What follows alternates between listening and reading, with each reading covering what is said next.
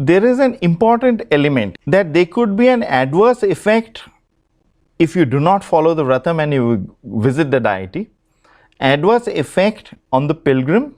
It could also have an adverse effect on the energy of the deity. The court, not in this particular ruling but in various other rulings, also recognizes the concept that deities in a temple are required, you are required to keep them energized to following a certain set of rituals. Now these rituals are coming from whenever the deity was consecrated, but the guys that consecrate the deity very often know what kind of rituals are meant to be followed, and consecration is a separate discussion. If you do not follow the rituals, the deity or the energy in that deity will get dissipated.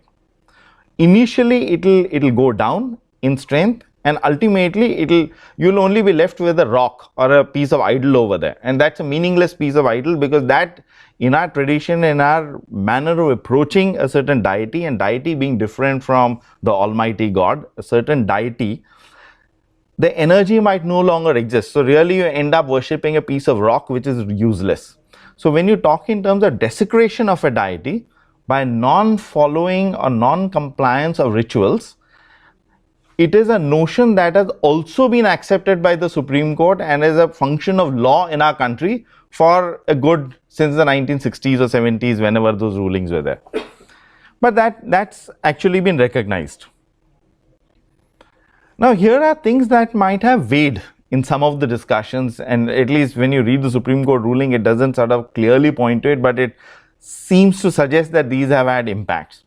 So we say it's a temple since time immemorial. But the temple was rebuilt in the 1950s because there were acts of arson and vandalism, the idol was broken, etc. So there was a new idol that was consecrated. So something really, in a rational sense, the question that pops up in your mind is that this is really a 1950s deity. Why are you saying that this is an ancient tradition? There is no old consecration over here. So what are you talking about? What this misses out is that, and I think you find it in certain parts of northern India, but it's very common in southern India, in peninsular India, is the notion of reconsecration of a deity. So you do it once every 12 years.